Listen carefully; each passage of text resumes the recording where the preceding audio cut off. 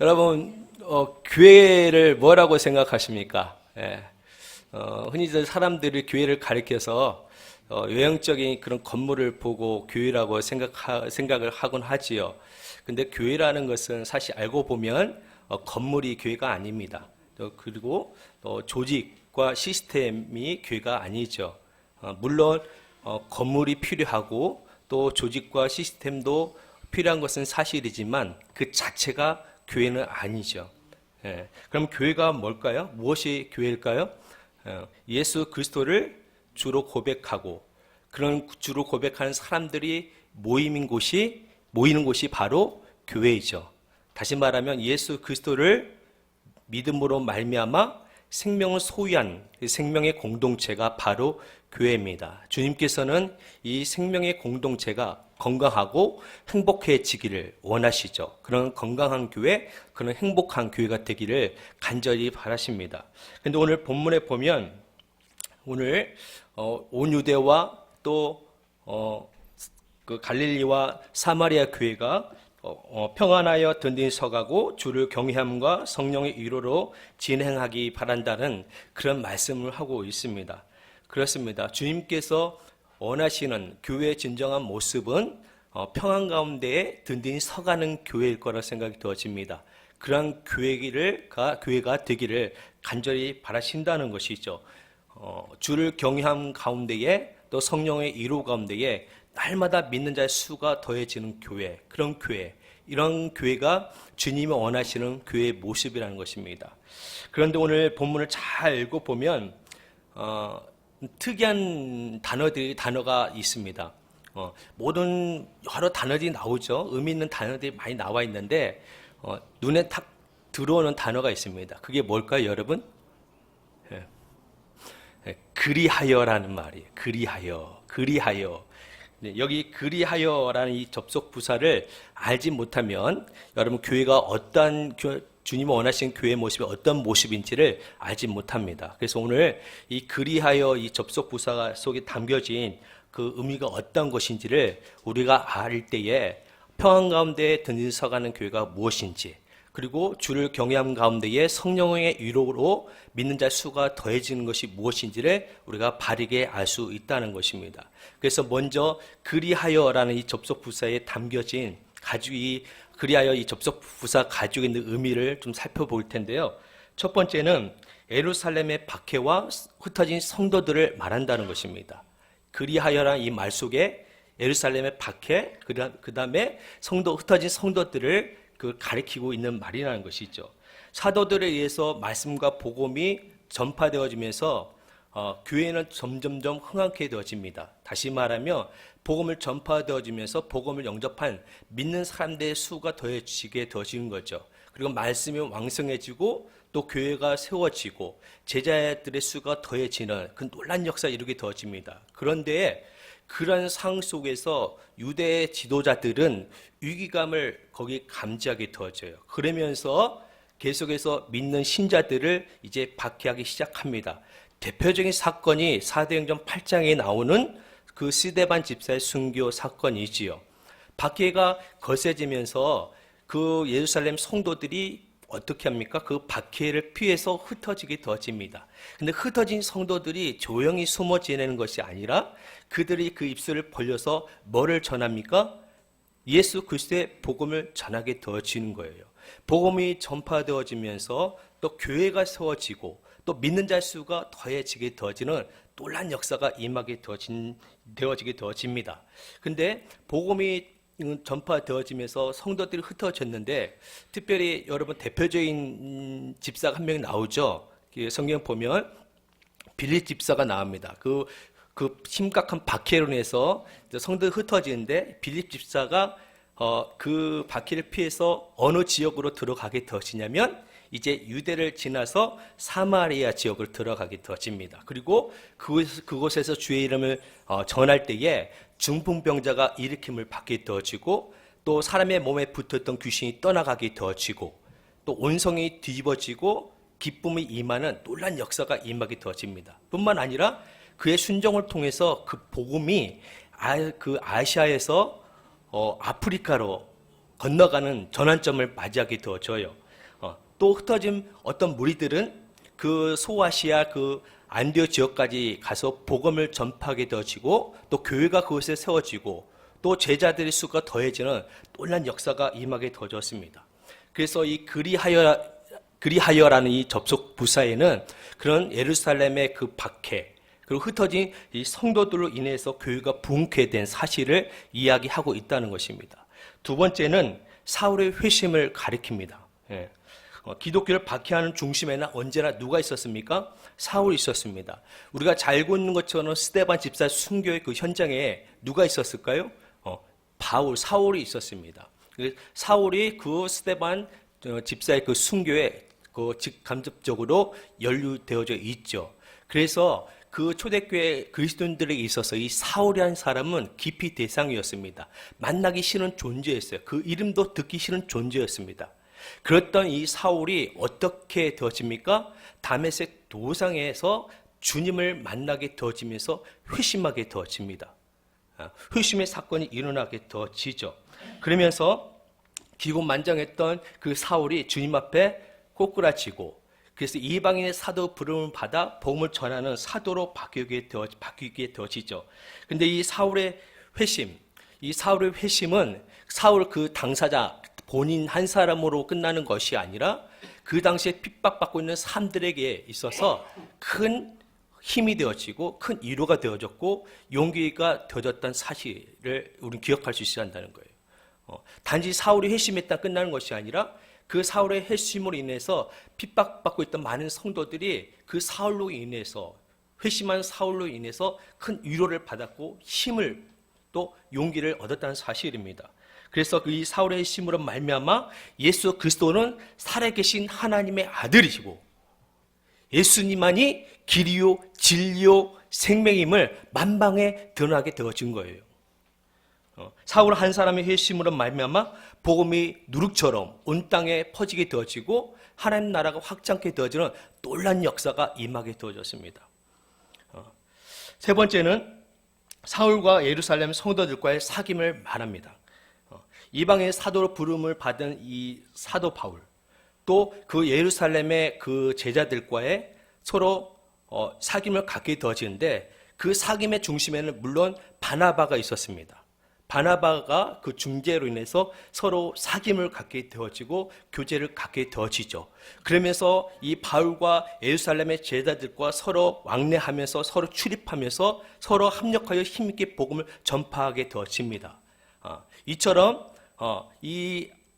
그 당시의 바울과 그 다음에 그 예수님의 제자들과 하나 될 수 없는 그런 상황 가운데서 예수 이름으로 하나가 되어지는 그래서 한 몸을 이루게 되어지는 그래서 하나의 교회가 되어지는 놀라운 은혜가 임하게 되어졌다는 사실입니다. 주님의 교회는 이렇게 벽을 허물고 하나가 되어져서 또 사귐을 가질 때에 평안하게 든든히 서갈 수 있는 교회가 된다는 것이지요. 여러분 우리 주변을 한번 둘러보면 어떤 교회가 평안하고 부흥합니까? 여러분 대체적으로 그 부흥하는 교회를 보면 특징들이 있어요. 그런데 한 가지 큰 특징은 그 교회들이 다 뭡니까 여러분? 성도들이 하나가 되어 있다는 거예요. 한 몸이 되어 있다는 거예요. 한 마음이 되어져 있다는 사실입니다. 하나 된 교회, 그 교회야만이 평안을 또 평안 가운데서 교회가 든든히 서갈 수 있다는 것이죠.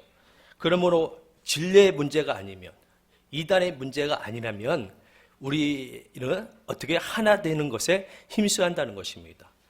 우리 모두는 주님이 원하시는 몸된 교회는 하나됨을 이루어 갈 수 있어야 한다는 것이죠. 하나가 된 교회는 한 마음으로 똘똘 뭉친 교회입니다. 교회는 각기 다른 개성들로 지닌 사람들로 구성이 되어져 있어서 그 좀처럼 하나 되기가 참 어려움이 있어요. 쉽지는 않죠. 그러나 하나가 되기 위해서는 한 마음을 갖는 것이 중요합니다. 근데 한 마음이 갖는다고 해서 거저 되어지는 것이 아니죠. 한 마음을 가지려면요. 목적이 같아야 돼요. 동일한 목적을 가져야 돼요. 그럴 때에 한 마음을 가질 수가 있어요. 그렇다면 저와 여러분들에게서 동일한 목적이 뭘까? 이단을 물리치는 거 지금 우리에게 주어진 동일한 목적이지만 우리가 좀 거시적으로 좀 넓혀서 우리의 시각을 높여서 우리의 신앙의 목적이 뭘까? 결국 뭡니까? 하나님께 영광을 돌리는 거예요.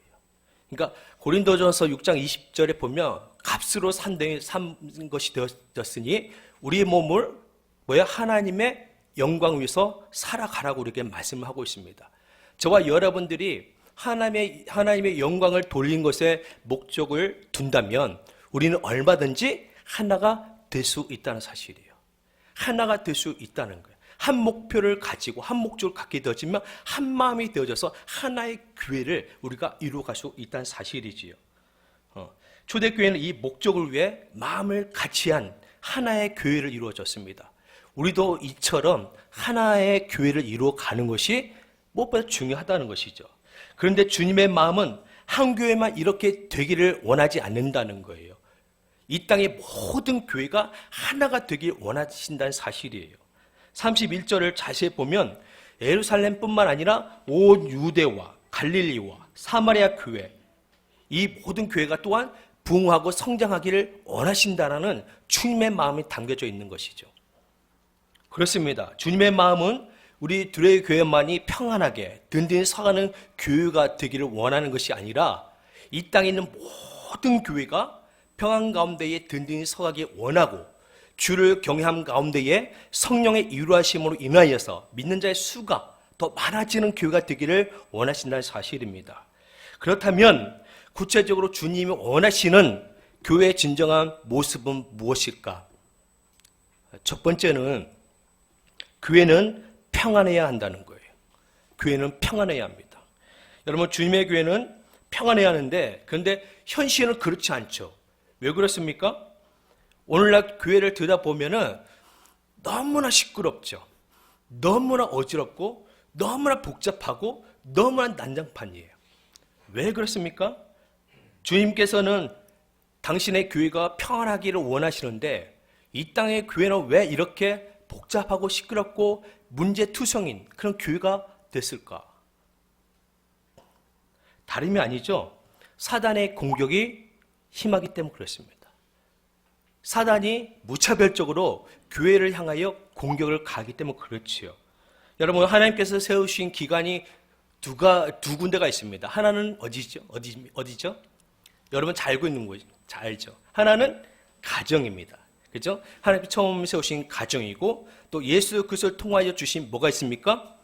교회가 있습니다. 그러니까 하나님께서 세우신 두 기관인데 하나는 가정이고 하나는 교회인데, 근데 중요한 것은 사단의 목표는 항상 정해져 있다는 거예요. 그 목표가 어디에 여러분? 바로 가정이고 교회입니다. 그런데 더욱 영적인 치열한 영적 전쟁이 벌어지는 곳, 일어나는 곳이 어디입니까? 바로 교회라는 것입니다.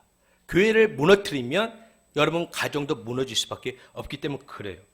그러니까 교회가 평안이 없다는 것은 그만큼 사탄의 공격을 받고 있다는 사실이죠. 그런데 주님이 여기서 말씀하고 있는 평안, 오늘 본문에서 말씀하고 있는 평안, 이 평안은 세상에서 주는 평안을 말씀하는 것이 아니고 주님이 주시는 위로부터 임하는 평안에 대해서 말씀을 하고 있는 것이죠. 그래서 요한복음 14장 27절 말씀에 이런 말씀을 분명히 우리에게 들려줍니다. 평안을 너에게 끼치노니 곧 나의 평안을 너희에게 주노라. 내가 너희에게 주는 것은 세상에 주는 것과 같이 아니하니라. 너희는 마음에 근심하지도 말고 두려워하지도 말라.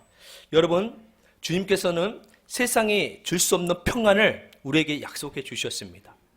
이 평안은 어떤 평안이냐면 여러분, 고난이 배제된 평안이 아니에요. 우리는 쉽게 고난이 배제된 평안을 원하고 바라는데 주님께서 주시고자 하시는 평안은 고난이 배제된 평안이 아니고 고난 가운데서 누릴 수 있는 평안이에요. 시험과 환난과 핍박 가운데서도 누릴 수 있는 평안, 이 평안을 주님께서 우리에게 주시기를 원하신다는 거예요. 그리고 이 평안을 우리에게 주시겠다고 약속을 해 주셨습니다. 그래서 여러분 29절 말씀에 보면 어떤 말씀을 하고 있습니까? 29절에 보면 또 주 예수의 이름으로 담대히 말하고 헬라파 유대인들과 함께 말하며 변론하니 그 사람들이 죽이려고 힘쓰거늘. 사도 바울이 주의 복음에 대해서 변론을 하고 논쟁을 했습니다. 근데 그 변론하고 논쟁에서 여러분 누가 이겼을까요? 누가 이겼을 것 같습니까? 여러분, 사울이 이겼어요. 그렇기 때문에 헬라파 유대인들이 누굴 죽이려고 힘쓴 거예요? 사울을 죽이려고 그렇게 혈안이 되어져 있었던 거예요. 예. 여러분, 여기서 좀 격리로 가면, 여러분, 논쟁으로 해서 우리는 사람을 변화시킬 수가 없어요. 변론으로 다른 사람을 변화시킬 수가 없습니다.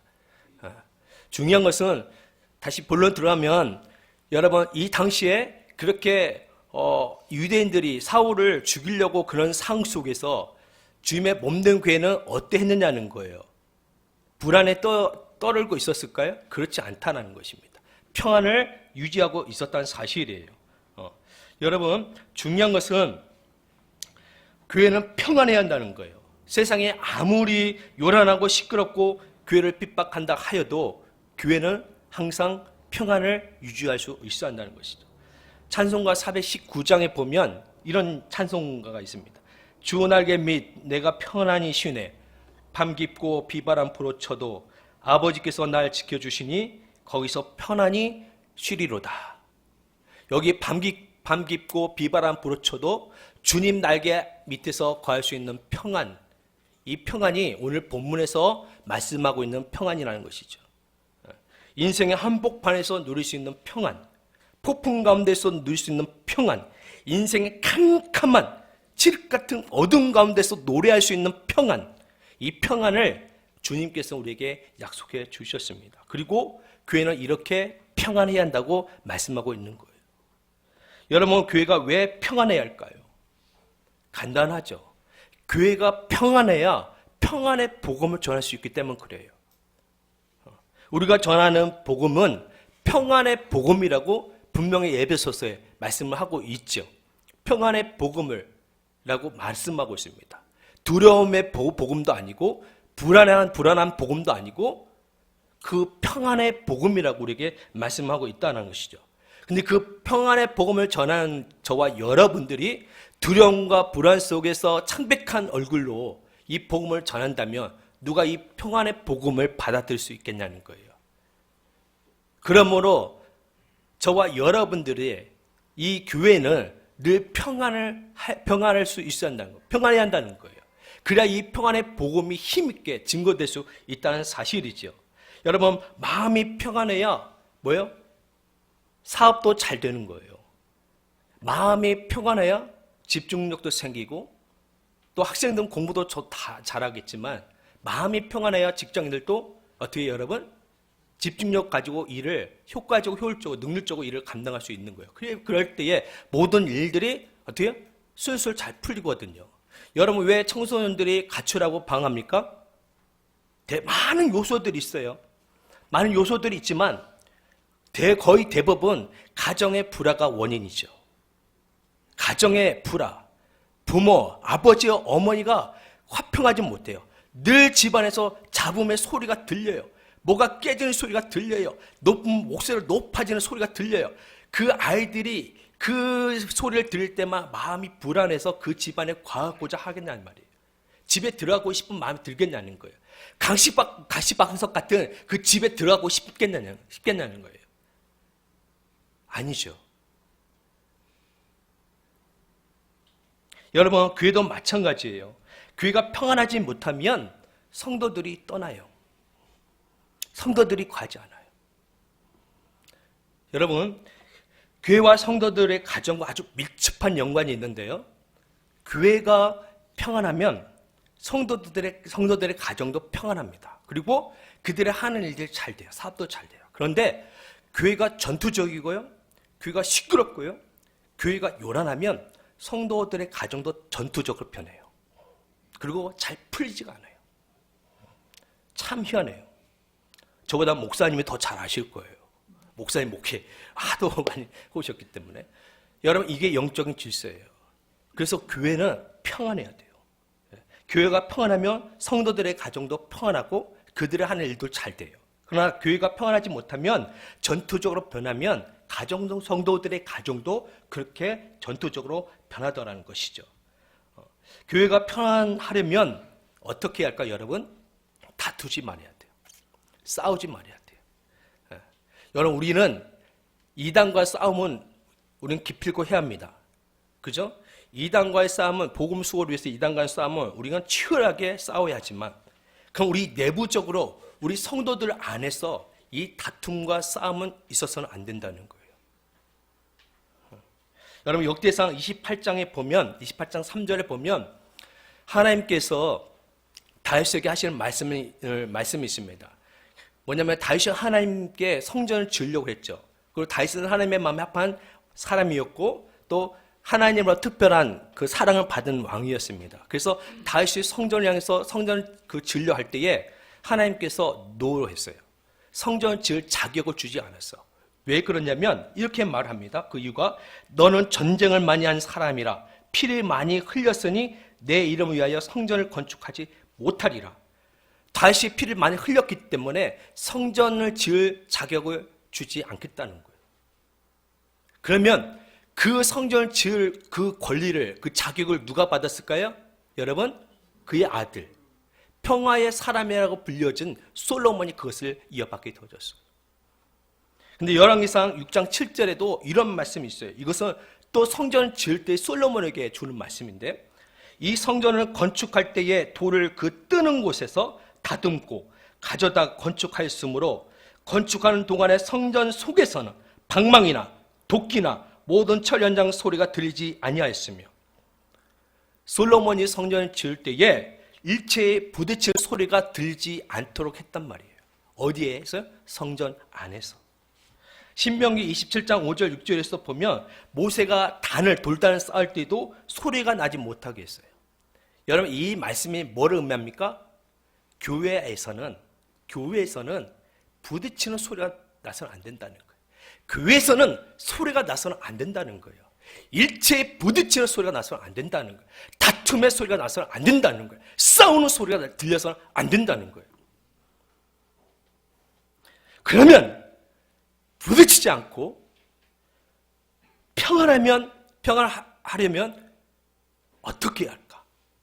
무엇이 필요할까? 뭐가 필요할 것 같아요?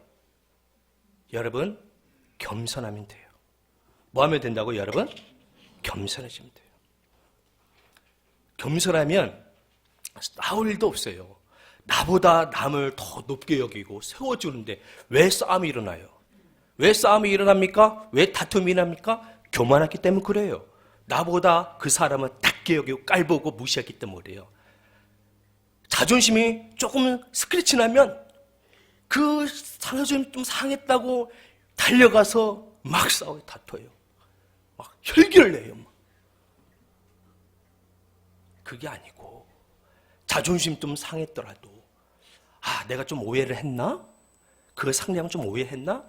아니 혹이나 나에게 어떤 더 큰 문제가 있지 않나? 나를 돌아볼 줄 있어야 한다는 거예요. 그렇게 겸손해질 때에 여러분 그 교회는 어떻게 여러분 평안해질 수 있는 거예요. 오늘 저와 여러분들이 평안이 있는 교회를 함께 세워갈 수 있길 바랍니다. 우리 교회가 평안이 있는 교회가 되기를 여러분 기도하면서 깨어 기도할 수 있길 바랍니다. 두 번째는요, 교회는 든든히 서가야 한다는 거예요. 든든히 서가야 한다는 거예요. 여전히 교회는 미움과 핍박을 받고 있었습니다. 그럼에도 불구하고 이 초대교회는 평안하게 든든히 서가고 있었다는 것이죠. 근데 교회가 든든히 서가기 위해서는 반드시 이것이 필요합니다. 그게 뭘까요, 여러분? 평안이 필요합니다. 평안이 있어야 돼요. 교회가 평안할 때 든든히 서가게 되어지고 싸울 때에는 교회가 어떻게 여러분? 든든히 서가지 못하죠. 근데 여기서 든든히 서가다라는 이 말씀은 건물을 세울 때 사용하는 말입니다. 일찍이 사도 바울이 에베소서에서 교회를 설명할 때에 하나님의 거실 처소가 되기 위하여 함께 지어져 가느니라고 말씀을 했습니다. 에베소 2장 21절, 22절 말씀인데 제가 한번 읽어드리겠습니다. 그 안에서 건물마다 서로 연결하여 주 안에서 성전이 되어가고 너희도 성령 안에서 하나님이 거하실 처소가 되기 위하여 그리스도 예수 안에서 함께 지어져 가느니라고 이렇게 교회를 설명했어요. 여러분 교회가 뭡니까? 여기서 사도 바울의 설명에 의하면 교회는 완벽한 교회예요? 완성된 교회예요?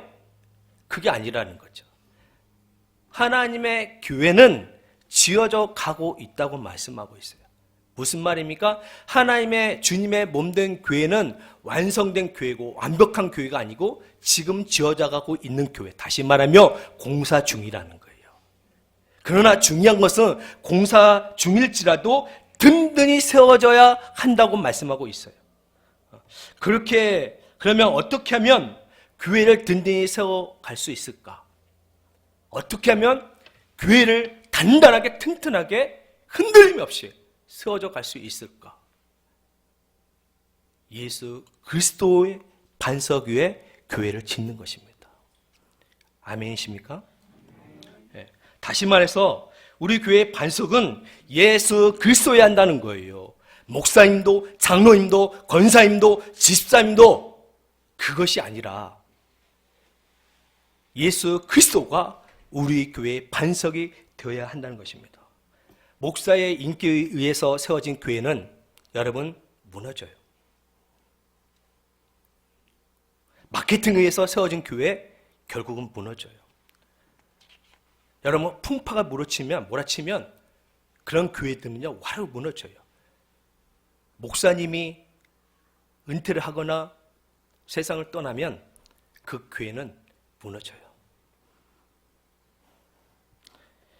든든히 서가는 주님의 교회는 목사의 인기나 명성에 의해서 세워진 교회가 아니라 우리 주 예수 그리스도의 반석 위에 세워진 교회, 이 교회가 든든히 서갈 수 있습니다. 믿으십니까? 그러면 우리 교회는 말씀의 뿌리를 내려야 돼요. 깊게 말씀의 뿌리를 내려야 돼요. 깊고 넓게 말씀의 뿌리를 박아서 어떤 바람이 몰아치더라도 흔들림이 없는 견고한 그런 교회를 세워갈 수 있어야 돼요. 그래서 여러분 현상보다는 본질에 집착해야 돼요. 어떤 어려움이 있더라도 원색적인 복음을 전하는 교회가 든든히 서가는 교회일 줄 믿습니다. 그런데 사탄은 교회가 든든히 서가는 것을 어떻게 합니까? 복음하지 않죠. 방해를 합니다. 때로는 사람을 통해서 흔들고요. 때로는 인본주의를 통해서 세속주의가 침투해 들어와서 때로는 여러 가지 산란한 종교적인 전통을 통해서 교회를 막 흔들어내죠. 교회를 어떻게 방해를 합니다. 그러므로 저와 여러분들은 우리 교회가 든든히 서가기 위해서 늘 깨어서 기도해야 돼요. 깨어서 기도함으로 인해서 주님의 몸된 교회가 평안 가운데 든든히 서갈 수 있도록 기도하는 저와 여러분 되시기를 바랍니다. 세 번째는 교회는 주를 경외함이 있어야 한다는 것이죠. 예. 주를 경외한다는 것은 존경한 마음으로 하나님을 높인다는 것입니다. 초대교회는 예배 공동체였습니다. 모일 때마다 존경하는 마음으로 주의 이름을 높이고 또 주님을 경외하며 예배를 했습니다. 때로는 땅속 카타콤에서, 때로는 밀림 속에서, 때로는 다락방에서 모일 때마다 그들은 주의 이름으로 부르고 또 주의 은혜에 감사하고 주의 이름을 높이며 그들은 주님을 경외했습니다. 그렇게 하나님을 예배하며 나아갔습니다. 지금처럼 형식적이고 습관적인 예배를 드리는 것이 아니라 정말로 마음에서 우러나오는 존경하는 마음으로 하나님을 경외하며 예배했다는 것이죠. 여러분 주를 존경하고 높이는 마음이 없다면 그것은 교회가 아닙니다. 아무리 사람들이 많이 모여서 3,000명, 4,000명, 5,000명의 사람이 10만 명이 넘는 수많은 사람이 모인다 할지라도 그곳에 주를 경외함이 없으면 하나님을 향한 존경함이 없으면 하나님을 향한 거룩함이 없으면 그 교회는 교회가 아니에요. 여러분 저는 예전에 어떤 분에게 이상한 교회에 대해서 얘기를 들었어요. 어떤 이야기냐면 그분이 어느 교회를 새벽에 갔는데 그 새벽에 교회에 가서 예배를 드리는데 여러분 일반적으로 찬송가를 부르잖아요. 찬송가를 부르지 않고 민중가를 부르다는 거예요. 하나님은 빼버리고 민중가를 부르면서 타도를 외친다는 거예요. 여러분 그게 교회예요? 교회가 아니죠. 교회라는 간판은 붙어있지만 이런 교회는 교회가 아니죠. 하나의 집단일 뿐이죠. 교회는 하나님을 예배하는 공동체입니다. 주님을 경외하는 교회가 성장하고 부흥합니다. 성령과 진리로 예배 드리는 교회가 성장합니다. 하나님의 임재가 있는 교회가 부흥합니다. 살아있는 예배가 있는 교회가 어떻게 여러분 성장하는 것이죠.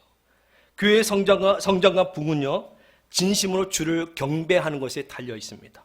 따라서 중요한 것은 예배가 살아야 한다는 거예요. 하나님을 향한 경외, 존경, 그 거룩함이 있어야 한다는 것입니다. 지금 예배하는 우리 자세는 어떻습니까? 예배 드리는 여러분들의 마음의 태도는 어떻습니까? 두렵고 떨림으로 지금 말씀을 받고 있습니까? 내게 주시는 하나님의 말씀으로, 레마의 말씀으로, 명령으로 좀 받고 있습니까?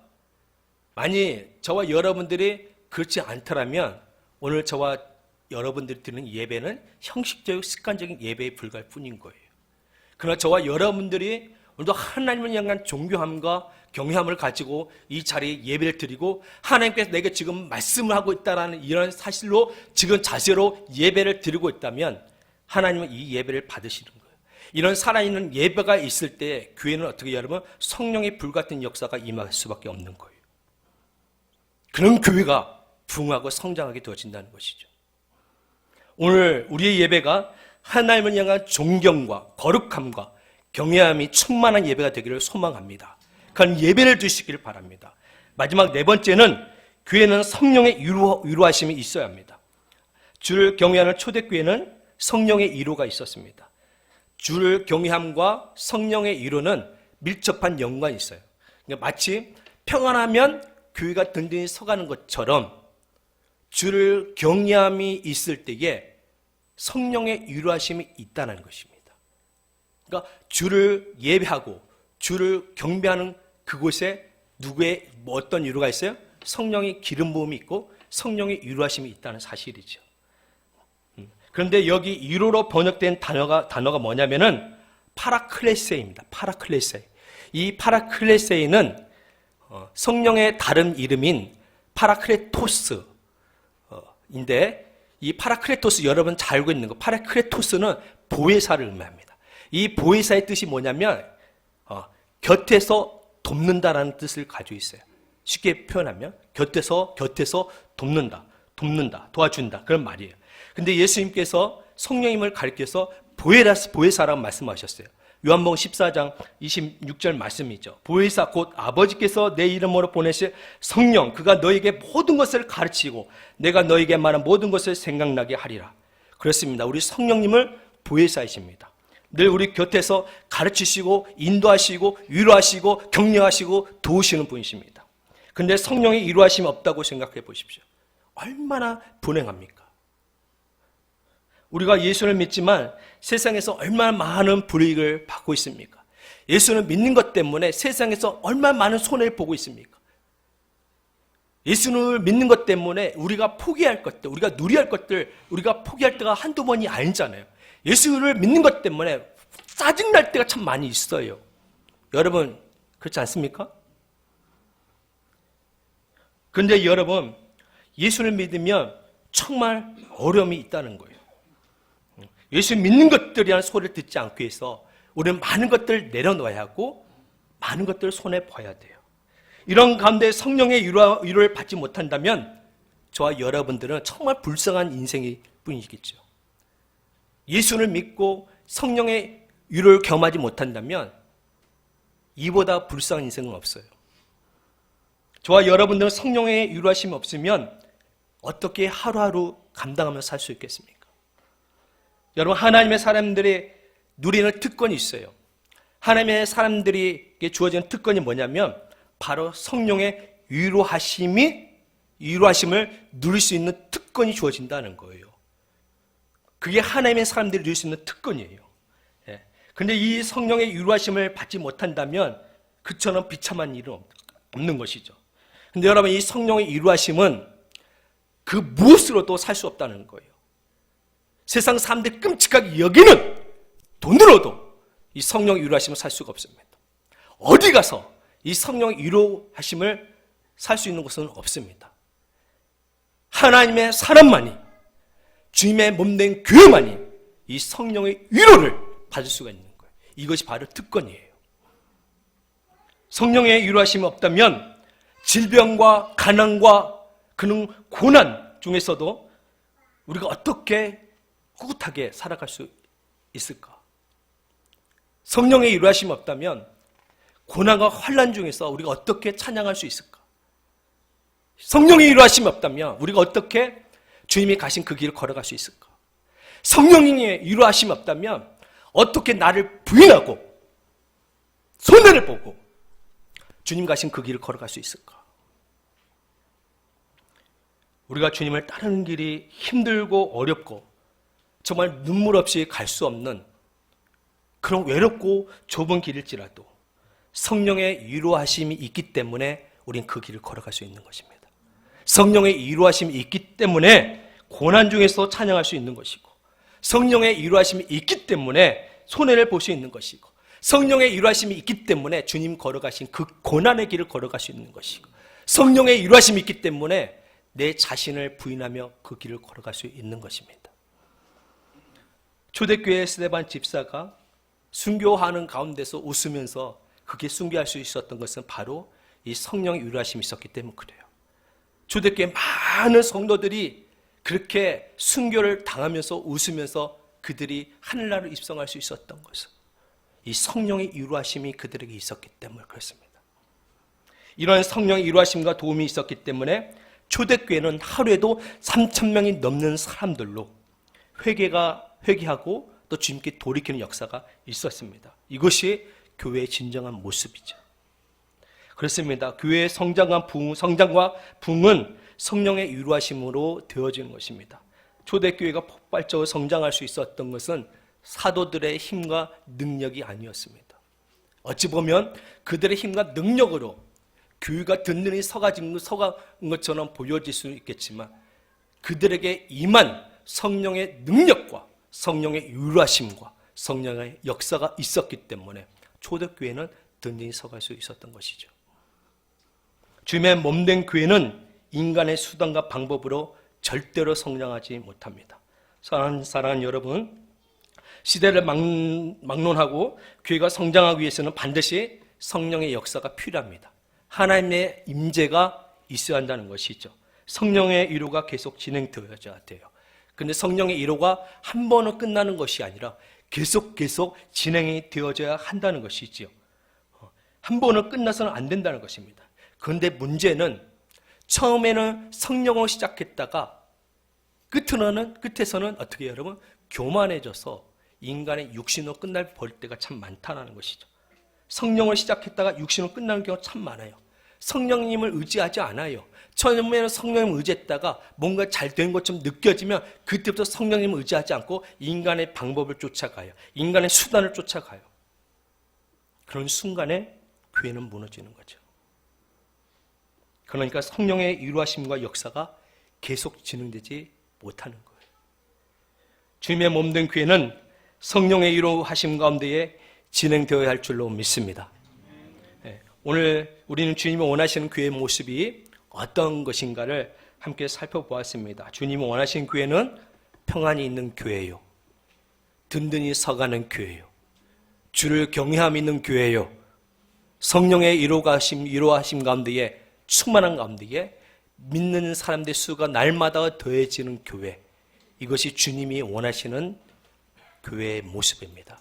오늘 우리 둘의 교회가 이런 교회가 되도록 늘 깨어서 기도하며 이런 교회가 되도록 늘 성령님을 의지하며 나가는 저와 여러분들이 되었으면 참 좋겠습니다.